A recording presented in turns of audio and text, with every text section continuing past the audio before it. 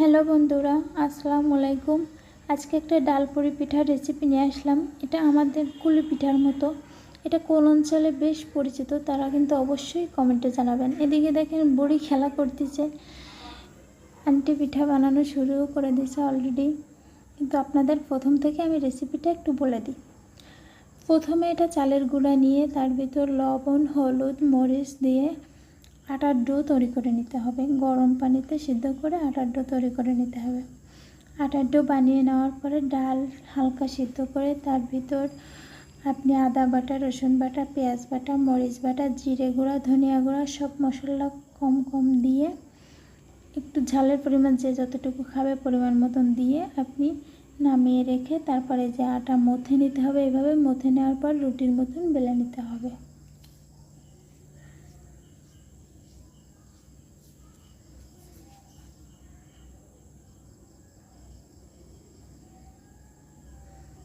দেখুন কত সুন্দর গোল রুটির মতন করে বেলে নিচ্ছে। এটা কিন্তু চালের আটা দিয়ে করতে হবে, তাহলে মজা বেশি হয়।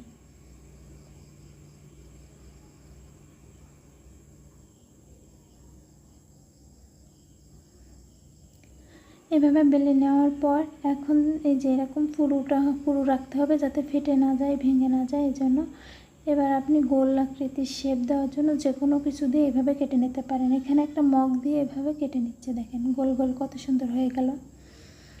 এদিকে বুড়ো পিচ্চি বুড়িটা আবার আটা নিচ্ছে। আচ্ছা, এই যে সেই গোল গোল শেপের ভিতর পুর ঢুকিয়ে চেপে দিচ্ছে। এবার গুঁড়ো সামান্য আর একটু তেল দিয়ে আর একটু চেপে দিল যাতে মুখটা খুলে পুরটা বের না হয়ে আসে।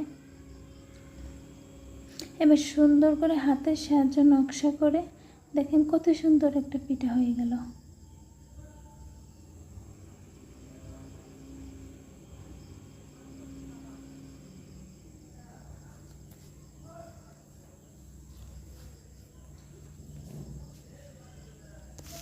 আবারই গোল করতেছে। অনেকটা বানানো হয়ে গেল, তার জন্য ভাজার জন্য চুলায় তেল গরম করতে বসিয়ে দিল কড়াইতে। হালকা গরম হলে তার ভিতরে এই পিঠাগুলো দিয়ে ভাজতে হবে, কারণ বেশি আঁচে দিলে পুড়ে যেতে পারে।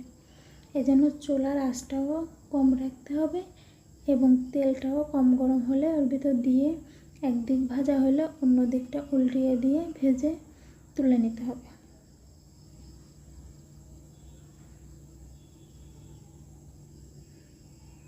আমার রেসিপিটা ভালো লাগলে প্লিজ সবাই একটু সাপোর্ট করবেন এবং ইউটিউব থেকে দেখলে আমার চ্যানেলটাকে সাবস্ক্রাইব করবেন।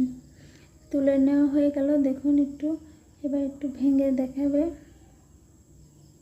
কেমন হলো ভিতরটা।